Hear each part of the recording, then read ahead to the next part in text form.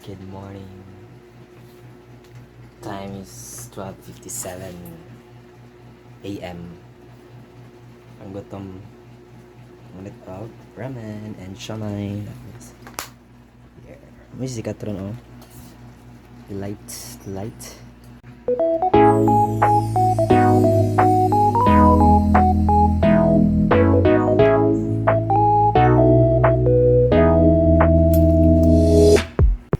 So, naluto na sa mag-eat namin.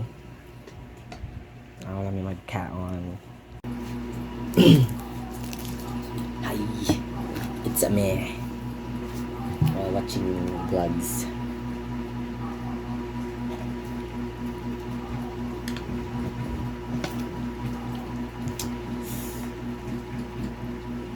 Tanong kayo. Luto din sa kanya. Tayo ngayon ay nandito.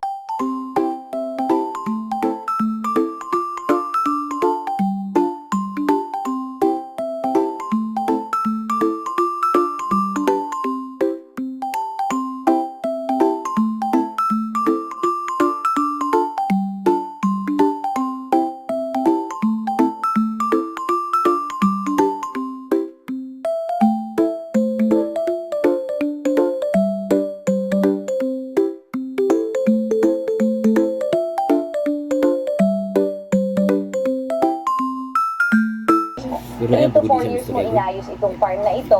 At ngayon nga, sisirain naman natin.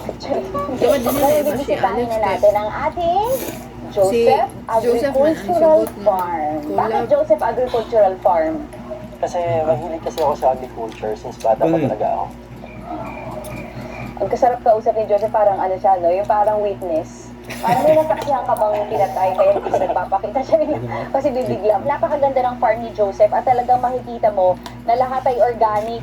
Matutuwa actually dito si Ma'am Lauren. So ito ay bridge. Sinabi ko pa bridge, alam niyo naman. Ito ay tulay. Tulay saan ito?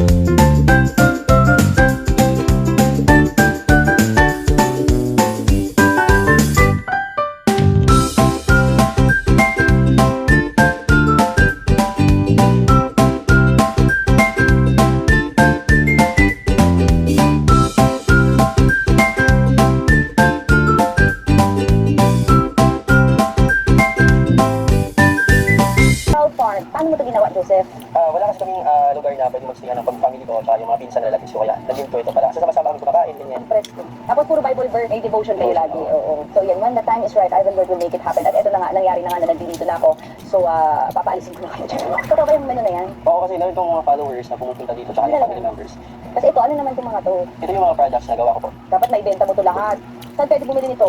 Sa Shopee po, pwede po yung mabili sa Shopee. Ano to? Yung spider shell. Spider shell. Tapos, pinadehydrate ko. Yun yung pampalasa. Ganyan. Para ito yung sinasabi mo, ano? Oo, nung gumamit ng mga products na pampalasa. Ito, natural lang talagang. Spider? Spider shell. Shell. Parang spider. Ito ng gagamba? Ayun tawag sa kanya, spider shell. Pero sa tawag dito sa ang. Ate, sa gagamba galing to? Hindi, sa shell. Okay. Ate, shell. Okay. Ano naman itong suka mo? Yung suka na Ito yung nalasing ka tapos sumuka ka ito nang ginawa mo na lang bote. Ano to? sweet coconut. Sweet coconut. Coconut. Here, coconut. Pili nga pa dried chili. Ikaw rin nagda-dry nito mga to? Yes, po. Yung ano? Yeah, tanan? O, saan na tayo pupunta ngayon? Mamimitas po tayo ng gulay. Tapos, akala ko iikot tayo lang dito sa ano, pamimitas pala talaga. Ito tayo pala binigay niya ako agad nito. Hindi pala props. Tatrabaho pala talaga kami. Mainit na tong, ano mo, aso mo, hotdog na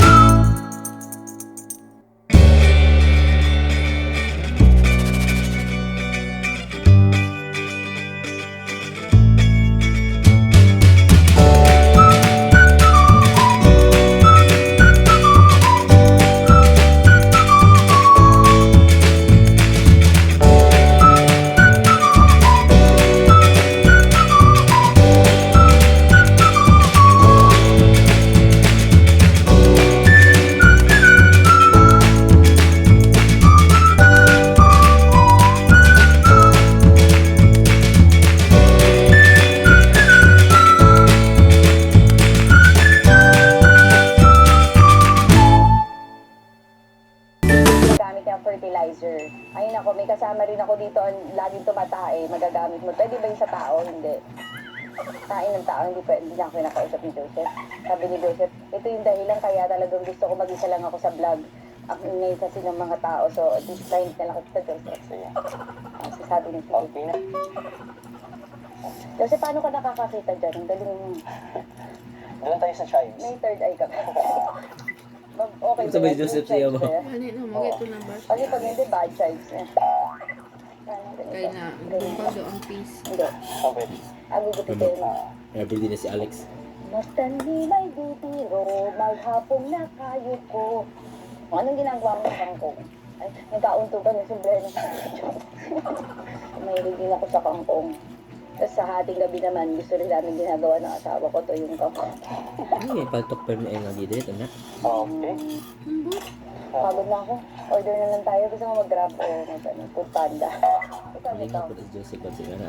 Di ba yung mga biniyan? Oh, yes po. Ito yung stingless bees. Yung reason kung bakit ako nag-alaga ng stingless bees ay para for pollination tapos Ano? para dumami yung mga harvest namin mga gulay dito sa farm. Para pala yan sa pampadami.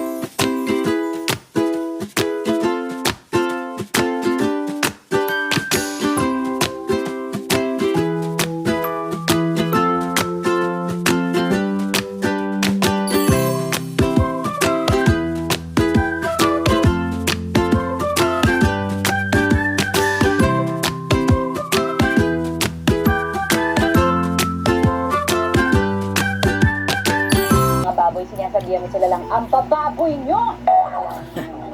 Okay. Ano? Sige! Bababoy nyo! So guys, we're done eating na. Bye. Thank you for watching. Please like, share, and subscribe our videos. Oo. Bye.